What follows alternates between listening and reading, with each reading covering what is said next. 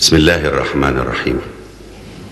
الآن أيها الإخوة والأخوات نحيي ضيفنا الكبير الشيخ أحمد ديدات.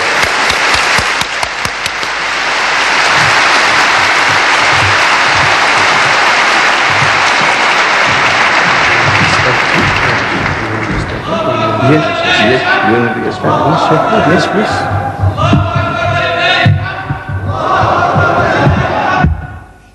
أعوذ بالله من الشيطان الرجيم. بسم الله الرحمن الرحيم.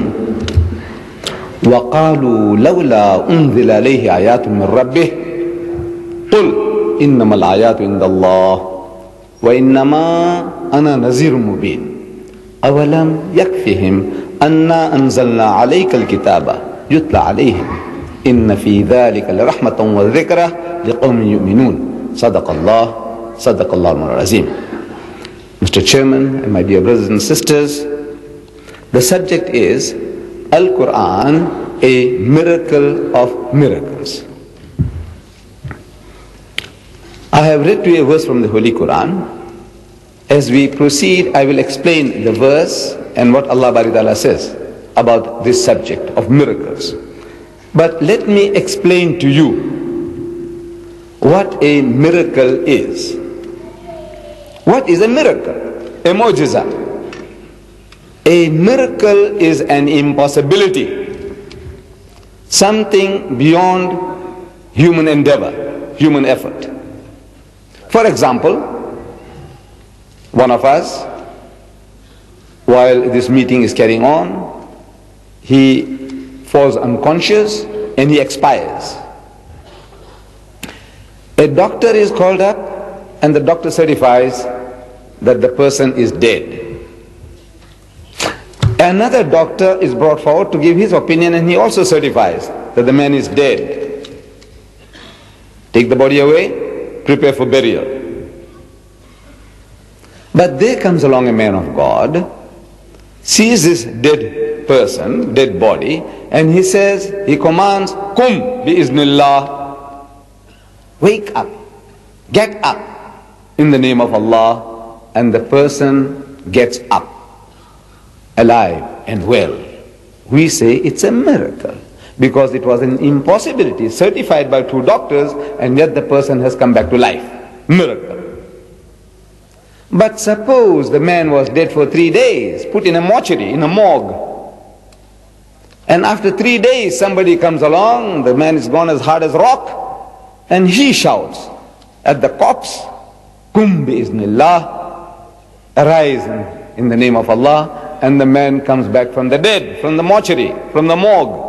We say that is a greater miracle because it's a greater impossibility.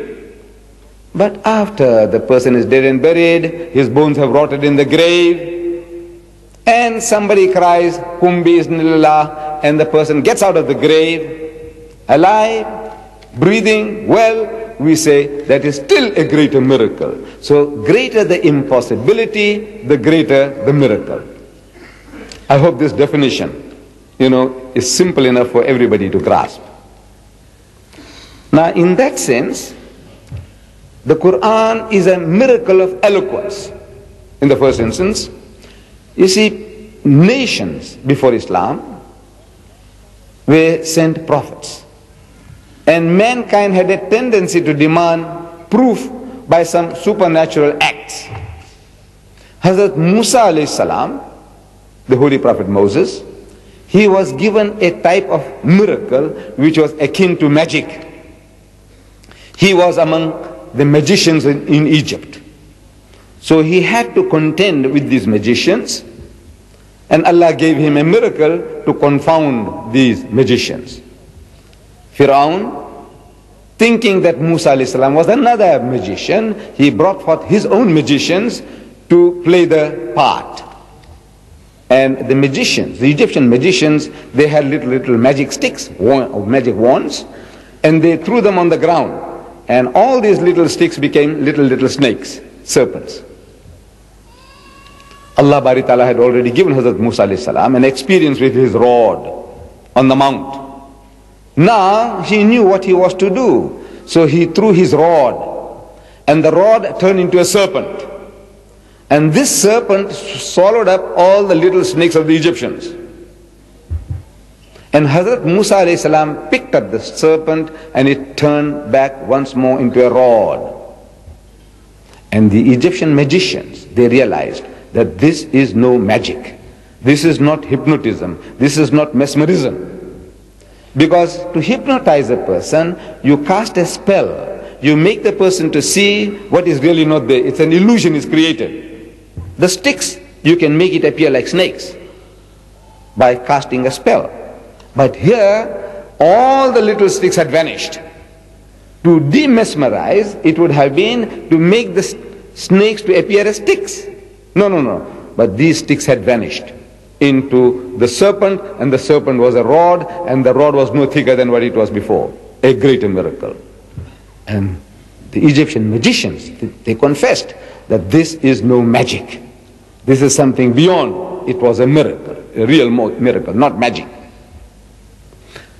So Allah gives miracles according to the mentality, the needs of the people.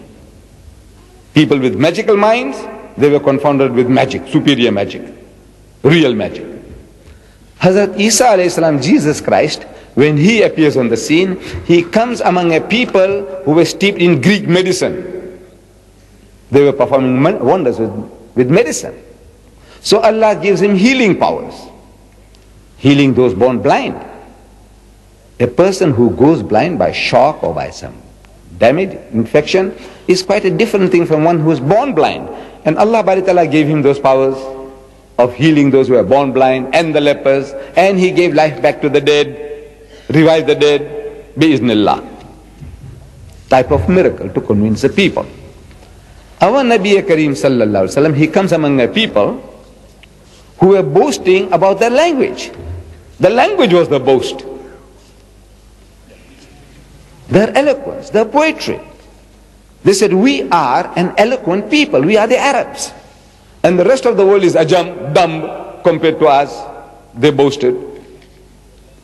They would ask, this is you, in your language, you ajami, how many words have you got for a horse in your language? Synonyms for a horse. Oh man says, maybe half a dozen. He says, you see, we can give you 100 in our language. He says, how many words, synonyms you have for a sword? Oh, anybody would say half a dozen. He said, you see, in my language I can give you 100. So you see, we are the eloquent people and you people are all dumb, ajam. So among such a people when he comes along, the greatest miracle that he gave was the Quran. That the language of the Quran in the first instance was beating the people.